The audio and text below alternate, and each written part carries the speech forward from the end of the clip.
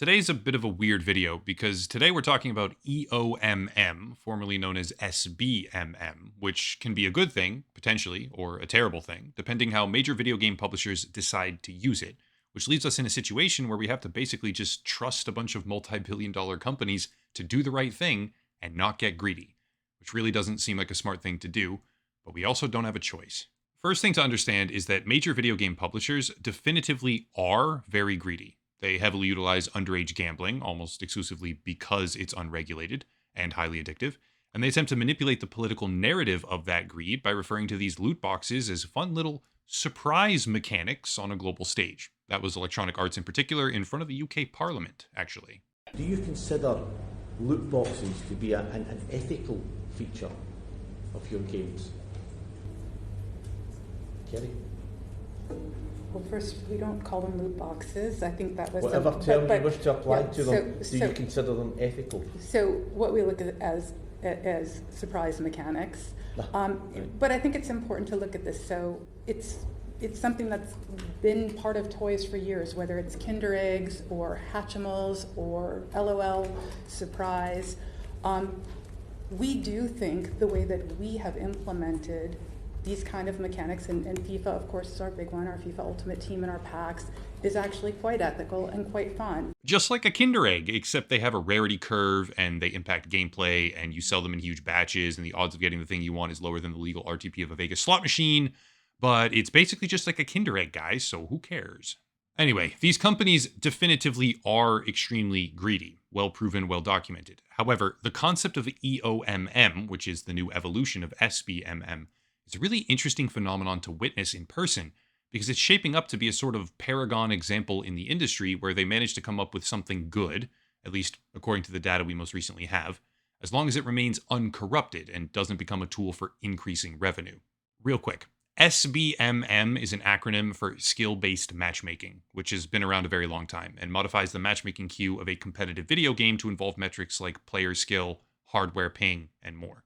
Instead of being purely based on random chance or some sort of advertised ranking system for placements on a leaderboard, SBMM goes through and basically assigns players to a match based on whether or not it thinks those players are equally skilled to face each other. The direct result is that you get a larger percentage of games where the skill gap is narrow, which means a closer score, increased relative challenge, and overall a more enjoyable experience, with air quotes around that. So they say.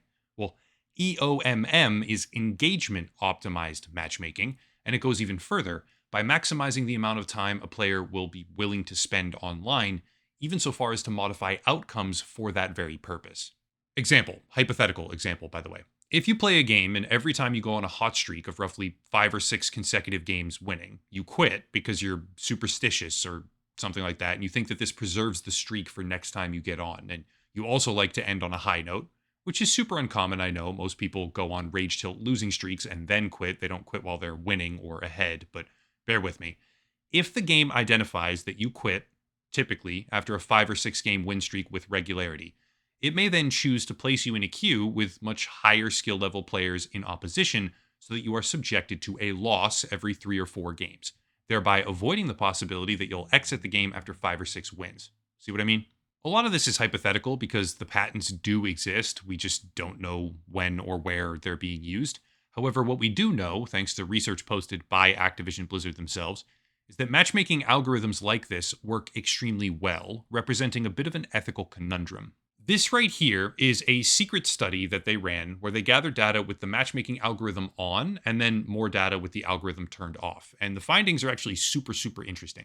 I won't read a bunch of it right now, it's pretty boring, but here's a couple relevant paragraphs that showcase key metrics that they measured. Quote, quit rate is the likelihood for a player to quit throughout a match. In figure 4, we observed that the quit rate significantly increases across 80% of players, and only the top 10% see a meaningful decrease in quit rates. We have historically found that quit rates have a strong negative correlation with self-reported fun gathered through player surveys. This will be a short-term benefit for the top 10% of players, however.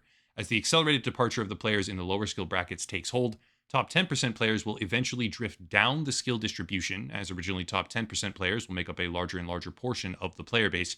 As a result, we expect to see top 10% players quit games at increasing rates as they become a 50th percentile player after much of the lower skill population has left the game, end quote. That's fascinating, and I'll discuss it in just a second with more context, but there's also this, quote, in figure 5, we see the difference in the rate of blowouts occurring in team deathmatch. A blowout is when a team in a lobby wins with a score delta greater than 30. This has increased for all players and has also been established as having a negative correlation with self-reported fun. We see similar results in other game modes, end quote. Simply put, when they turn the matchmaking algorithms off, players end up experiencing runaway blowout games a lot more frequently, which obviously makes sense. Now the crazy part, quote, in figure 3, we can observe the percent difference in the number of players returning after 14 days between the treatment and control groups. With deprioritized skill, returning player rate was down significantly for 90% of players. The 10% of highest skilled players came back in increased numbers, but in aggregate, we see meaningfully fewer players coming back to the game. This effect may appear small, but this change was observable within the duration of the test. This will compound over time, just like interest, and will have a meaningful impact on our player population. This is a concern for all players, including the top 10%, as if this pattern is allowed to continue, players will exit the game in increased numbers. Eventually, a top 10% player will become a top 20% player, and eventually a top 30% player, until only the very best players remain playing the game. Those original top players will become increasingly likely to not return to the game. Ultimately, this will result in a worse experience for all players, as there will be fewer and fewer players available to play with. Also, as noted above, this test only deprioritized skill in the matchmaking rules, end quote. That's incredible to me, because it effectively claims that their research has proven that skill-based matchmaking is a fundamental crux of game longevity, and that the arguments against using it would temporarily serve about 10% of the player base, ultimately harming them as well after the player population is gradually transformed. The data they've gathered so far is pretty clear, and sure, one could say maybe they're lying or manipulating the stats or whatever. But taking this at face value, skill-based matchmaking has a pretty noticeable impact on player satisfaction to the benefit of practically everyone in the game, including the publisher. Inversely, when you turn it off, players begin to leave much faster, the skill levels evaporate from the bottom up, and eventually the high skill level player population eats itself after enjoying a short-term honeymoon phase where the win percentage is much higher. Certainly a much more pure form of meritocracy, but a meritocracy with long-term downsides. This is where it gets dicey. The data by itself paints a pretty compelling picture. More players are happy for longer. What could possibly be bad about that? It's a video game. However, remember that these companies are fundamentally greedy. They have a fiduciary responsibility to shareholders to maximize profits. That's an immutable truth about them. And remember that they currently hold patents, I'm talking about Electronic Arts or Activision Blizzard here, that specifically outline the usage of these systems to sell microtransactions and loot boxes, not to increase player retention necessarily. Conceptually, the idea of improving matches and retention and enjoyment, all three simultaneously, by using skill-based matchmaking systems doesn't seem to have a justifiable downside. But what happens when the primary metric they use isn't skill? What happens when the primary metric they use is player spending? This is where we quite literally just have to trust them. They have a fiduciary responsibility, they have an imperative to increase profits at all times, they have a system that's good for players in its current form, but if they tweak it, they'll make much more money. I mean, we really just have to trust them. They will never reveal proprietary matchmaking algorithms.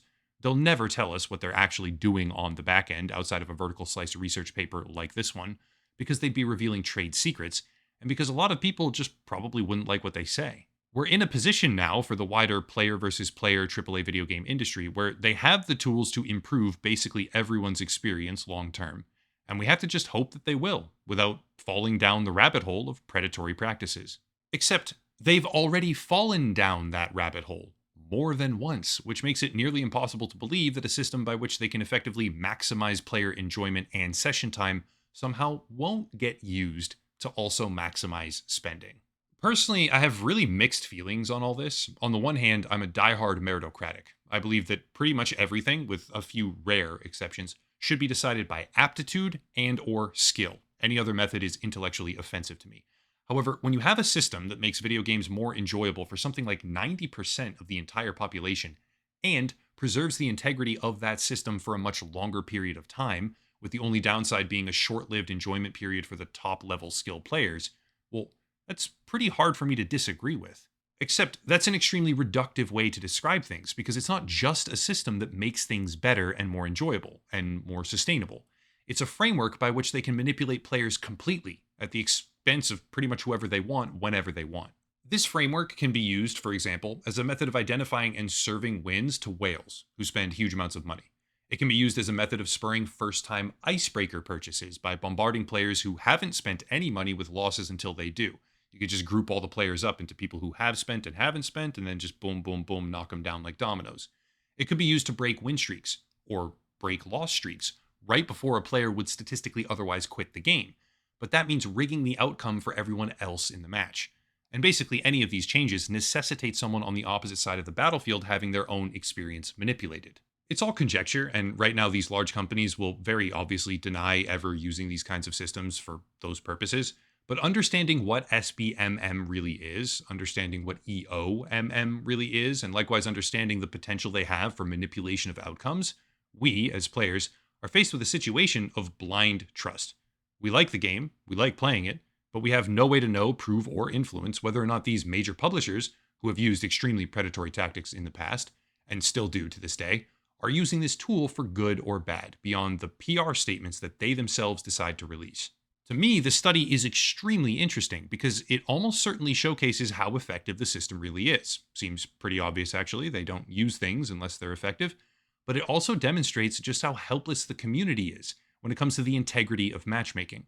They can do whatever they want, however they want, and just say, it's good for you though, which might technically be true in its purest form, but also indicates how far gone the industry really is in a direction where the games and the companies play you and not the other way around. It's an ethical conundrum because they have simultaneous responsibilities. They have a responsibility to the shareholders to increase profit, and they have responsibility to you as the player to increase fun. They have a system that increases fun, but that system can also increase profits. So at what point do they sacrifice the fun for the profit, and which one truly wins? I know what I think, but again, it's all conjecture. End of the day, we have to sit here and just blindly hope that the predatory companies who have already proven their own propensity for abusing monetization systems somehow won't do that this time with a matchmaking framework that does realistically appear to be beneficial to the longevity of the overall community right now. It's a very weird situation. That's it. If you want to support the channel, check out the links down below. A special VPN deal, locals and Patreon, merchandise, social media, all of it is linked down below in the description. Feel free to peruse at your leisure, but I'll cut it there and stop rambling. As always, thank you all for watching. Question everything, and have a nice night.